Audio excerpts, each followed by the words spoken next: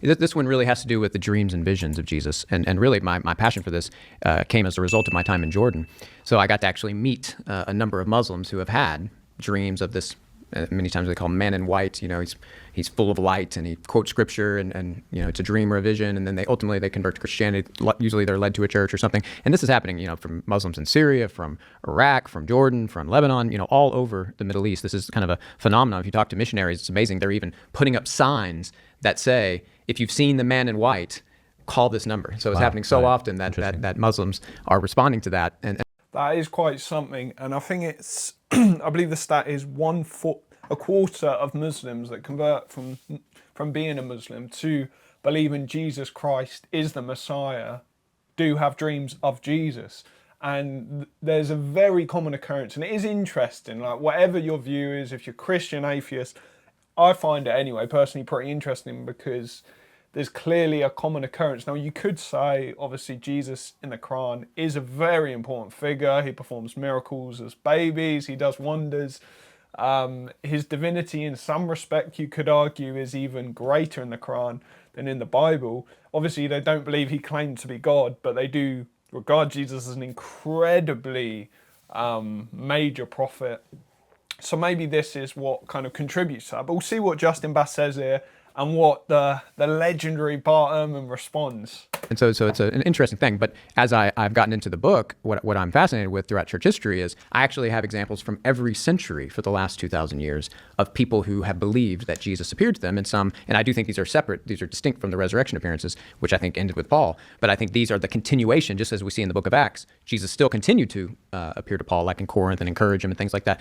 These kind of visions are happening, whether dreams or visions, and they're happening to people all over the world, almost every nation for the last 2,000 years. And so to me, again, this is another line of evidence that Jesus rose from the dead and is still appearing to people. It goes back to what he desires. Jesus desires to seek and to save the lost. And so I think Jesus is seeking and saving now, because even unbelievers are having these visions. I'm going to anticipate what Bart is going to say, but Bart, you can correct me. But doesn't this happen in other religions? Why this isn't exclusive to Christianity? People claim they've had all kinds of visions in other religions.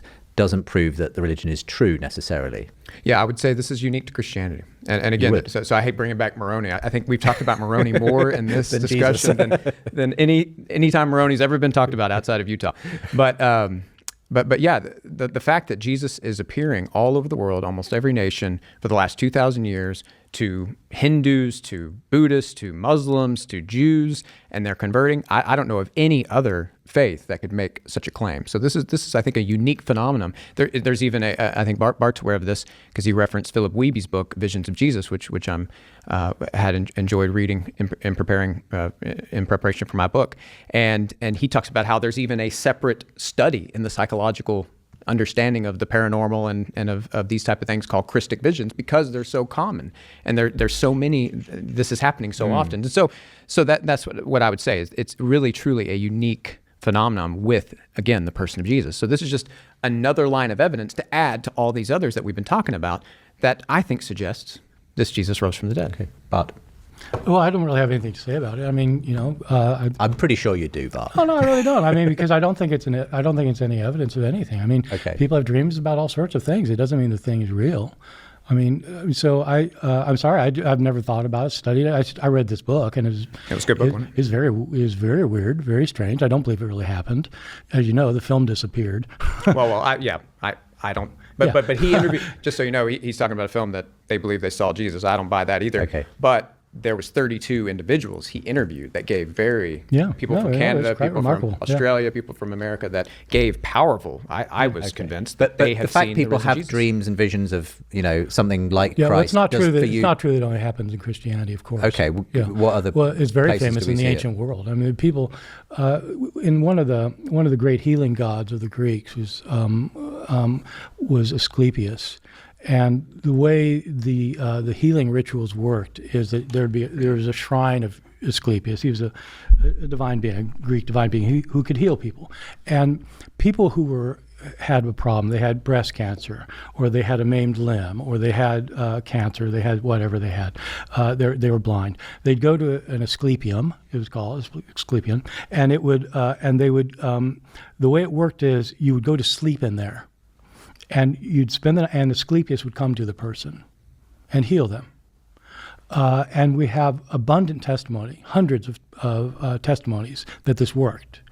And we actually have a number of these Asclepia that have been dug up by archaeologists that they're actually pretty interesting because they would make representations of the body part that got healed. And so you'd have their walls covered with breasts and penises and arms and eyes and ears, depending on what. And so it was all based on a dream cult. And Asclepius isn't the only one. We have all sorts of cults involving Zeus, for example. And so throughout history, of course, there have been lots of cults that claim that they're, the person is being dreamed of and healing them. Right. That is fascinating history. I've learned a lot about Asclepius, but I just have to ask you, Bart, who has Asclepius appeared to lately?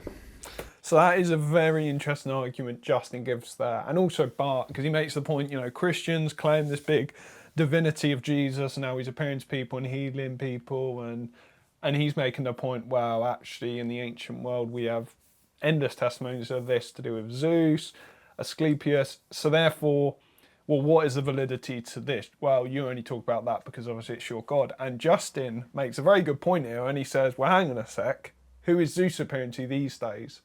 Now, I haven't looked into it a lot about Zeus appearing to people, but I haven't certainly heard a lot about it. So we'll see what Bart responds to, because it'll be very interesting, because it is a good question that Justin does pose there to Bart, I think. Just last night, I had a really interesting dream. And it proves that Asclepius was raised from the dead because I dreamed about it. Let me ask you this. If people from all over the world... See, I love Bart, but I would say that's not a strong response he's given there. But I'm sure he'll come up with something else pretty impressive or something interesting. Started thinking that Asclepius was appearing to them, or Apollonius of Tyana, or Moroni, or any of them. Yeah. Wouldn't that be something? Wouldn't you go, wow, there may be something that would be to something. This. Yeah, that would be something. But it's happening with Jesus. I don't think so. No, it's a fact that it's happening. No, it's not. It's just whether or not he's actually appearing to them. There are 8 billion. There are 8 billion people in the world. The people who've never heard of Jesus do not have dreams of him. No, one of the examples in my book is Samuel Morris, a guy from Libya, and he heard the voice of Jesus. He went to Taylor. I don't know if you heard of Taylor University. They have a statue for him. They dedicated a whole hall for him. He had never heard of Jesus. He heard the voice of Jesus. He survived this tribal attack. It's an amazing story. I mean, again, it's amazing. Great. Like Pincus Lapide, you should look into these. Great. These are powerful. Yeah. But there definitely are people who have never heard of Jesus, and they have these visions. They have these dreams. And why do you think it doesn't? So again, I don't think this is a historical argument, but just out of curiosity, why do you think it's taken so long? And why don't you think Jesus just appears to everybody? Well, because I agree with Pascal, Blaise Pascal. He said, God isn't interested, I'm paraphrasing, but he said, God isn't interested in just convincing the intellect. He wants to incline the will. Yeah, but so I think he wants to humble us. So I think he wants people to not just be convinced. He could easily do that. He could do something wild in the sky and convince all of us. But if he could break the laws of physics, and he could do that at any point. But I think the God of the Bible, what I think in Jesus, they want us to humble ourselves. Okay. Jesus wants us to come to him and seek him with all our heart, and he'll respond. So why does he show up to some people then? Why does he show up to some people, not others?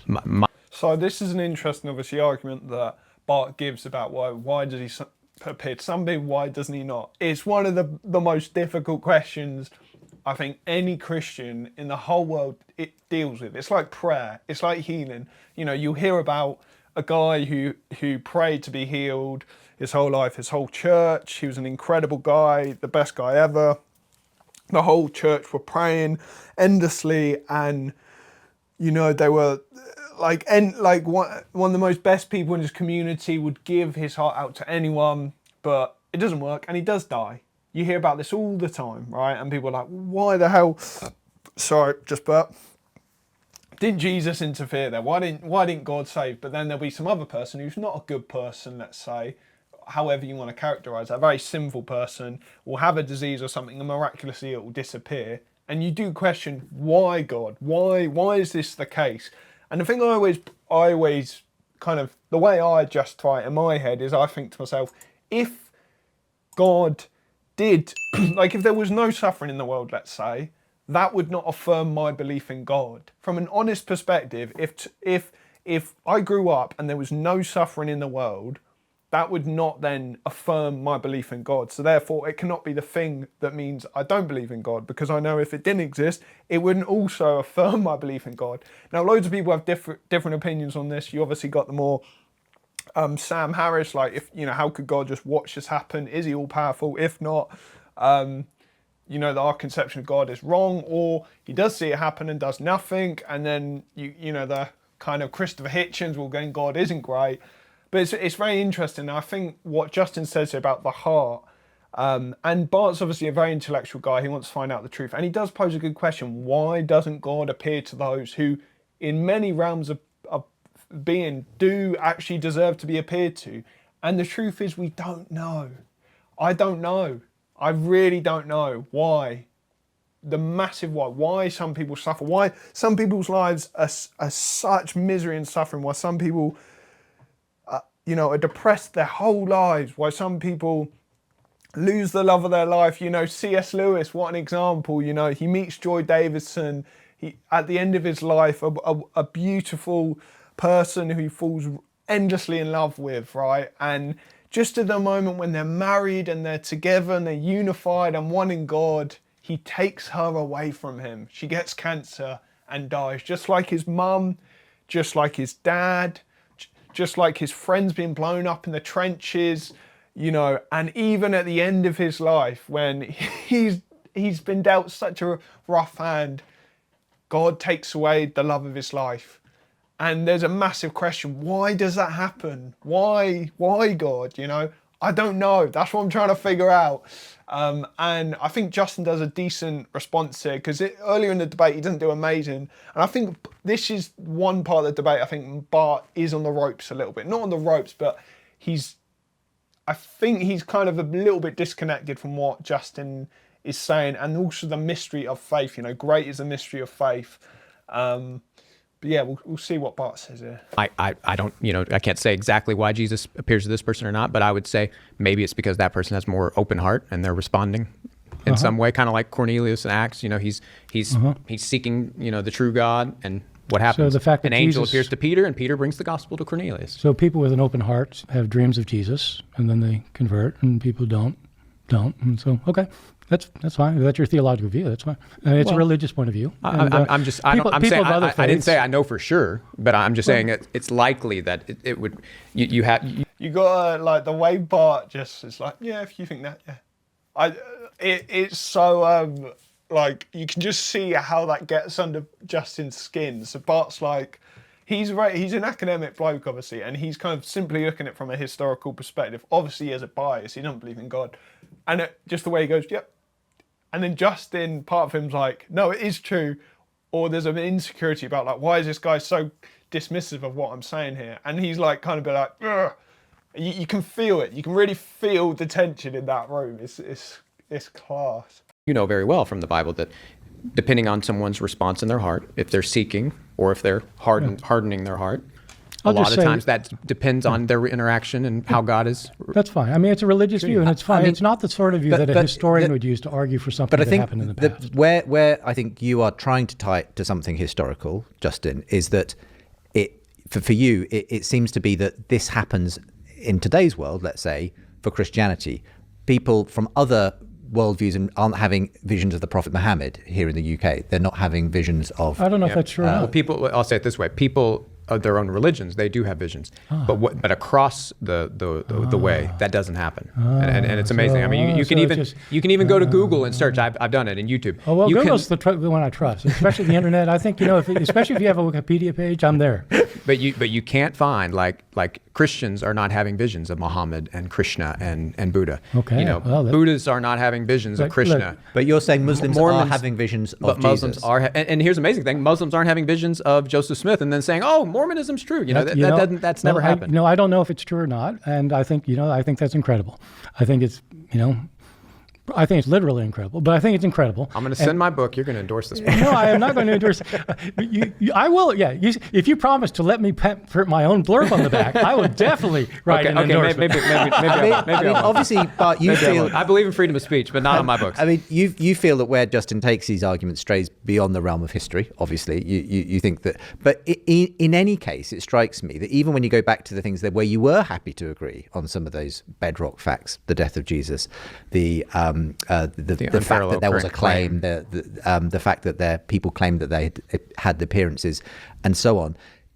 Even so, it doesn't sound to me like that could ever amount to enough to explain for a resurrection to be explanation, because at the end of the day, people don't rise from the dead. That's what you're saying. No, that seems to be what you're saying. Because you're saying, I know it sounds like that's what I'm saying. You can't break the law of physics. People don't rise from the dead. No, it's not quite what I'm saying. Okay. Go on then. You've got he's given 5 claims so far, right? The crucifixion, the unparalleled claim, as you're calling it, the appearances, the triumph of Christianity over the earth, and now dreams. Okay, so of those 5, I would say one of them could be considered historical evidence for the resurrection. I'm not saying which one, the appearances. Yeah, okay. Because crucifixion obviously isn't a proof of a resurrection, right? Well, you have to be dead proof to he died to be resurrected. But that's not proof of a resurrection. It's just proof of a death. Yeah, sure. Right. So I mean, it's not proof of resurrection, and unprecedented claims. I don't think that's an argument, because the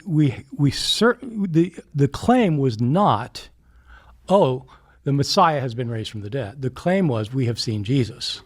And that claim is not unprecedented. We have lots and lots, thousands, millions of people who claim to see someone who's dead, who's alive now. So that's not evidence. The appearances is evidence. But what does evidence? But how many appearances would you need before you change?